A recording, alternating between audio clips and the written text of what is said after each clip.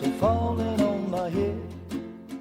Hey, welcome to Half the Battle. You know, it's been a good long while since we last looked at the cartoon, so let's get back to that, shall we?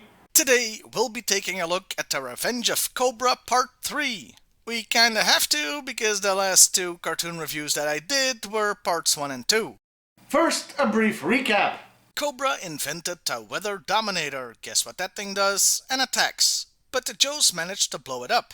Its pieces are scattered around the globe and the race is on to find them. We start the cliffhanger from Part 2, where Mud got swallowed up by a sandstorm. Flint wades in to find him, and does. Though we probably should have suffocated by now. They hunker down until the storm passes and get on their way. Meanwhile, the Joes and Cobra converge on the island of no return, yeah, it's really called that, since there's one component there.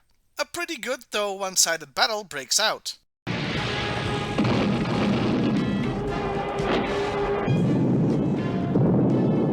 At the same time, two other groups head for the Palace of Doom. This also happens to be the name of the episode, but not before Flint and Co. make it back, leading to Shipwreck joining the team, I guess.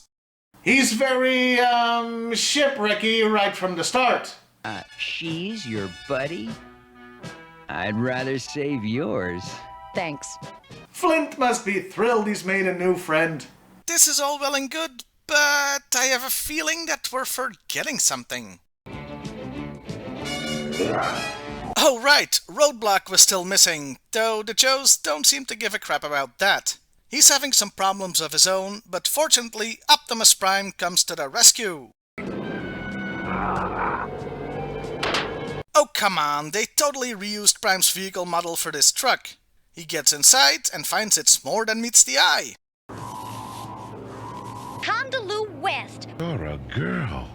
You figured that out so fast you must be a rocket scientist. Nice that the cartoon is doing the sarcastic commentary for me. Back at the island with no return address, the Joes make landfall first, but Cobra is hot on their heels, with Firefly blowing up a path to the inner island.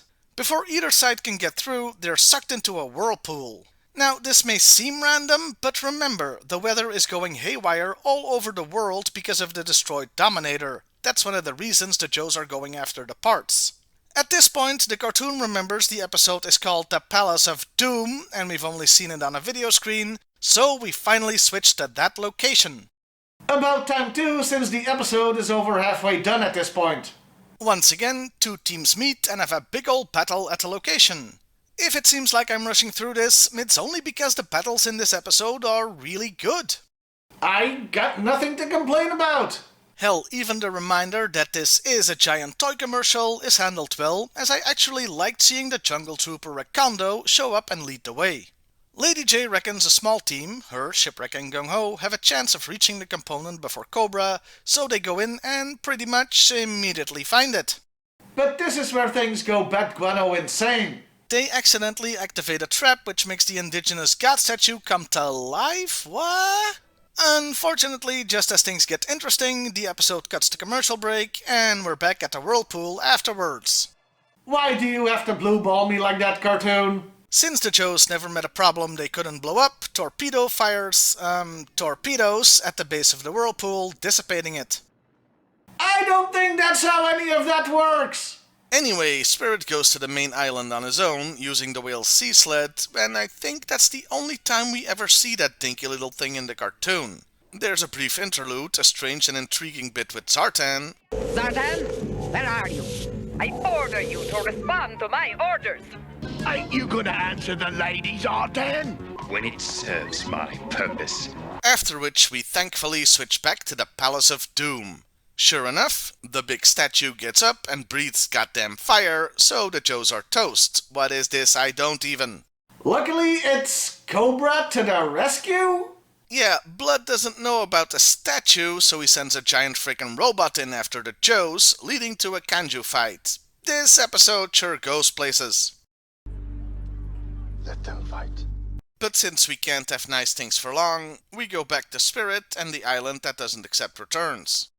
I feel another presence. A presence I've not felt since... That presence feels you as well. And so begins the famous rivalry between Storm Shadow and... Spirit? Yeah, in the cartoon, that's what they went with. Every other piece of media, it's Snake Eyes versus Storm Shadow. But here, they didn't think they could do much with a mute guy, so they went with Spirit. Because indigenous people are mystical like ninjas? Anyway, back at the palace... Detection device has picked up a mucho earthquake. Must have been triggered by the freak weather around the world. Weather does not cause earthquakes! Also, that technobubble doesn't explain how a mine detector detects incoming earthquakes. Weird how the robot fires a pink energy beam. Too much pink energy is dangerous. Anyway, the Joes are seeing all this and are like, my name's Jay and we're running away. But the earthquake has started up, tearing the ground apart, meaning Lady J gets to show off some acrobatics.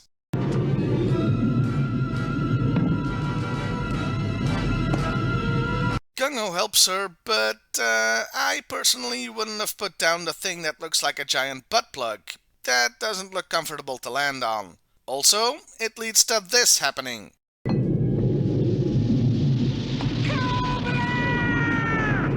Nice move, dumbass! Shipwreck could have saved her while you held on to the bloody thing, you know.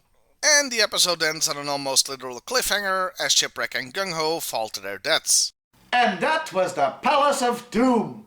Honestly, it was a great episode, though I could have done without them going back and forth between locations.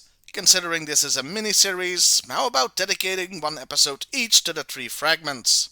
Still, there was good action and plenty to be had, and nobody acted like an idiot, except maybe Gung-Ho at the end there. Hell, even Cobra Commander was competent, assigning his subordinates to their tasks without getting all whiny or throwing a tantrum. Overall, yeah, terrific episode! Now, some of you may be wondering why I didn't make a single Temple of Doom reference, considering the name of the episode.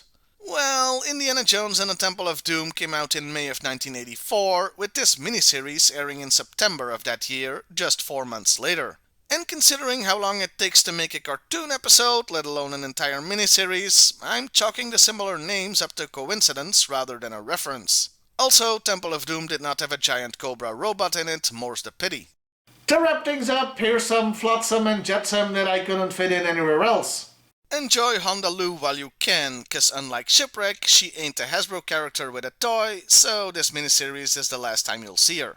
Speaking of Shipwreck, here he flirts with Lady J, while after this series, it's mostly cover girl. Considering Flint is the jealous type, I think he might have gotten decked in between series. Well, I'll see you next time, everybody, and hey, why not like, share, and subscribe if that's your thing?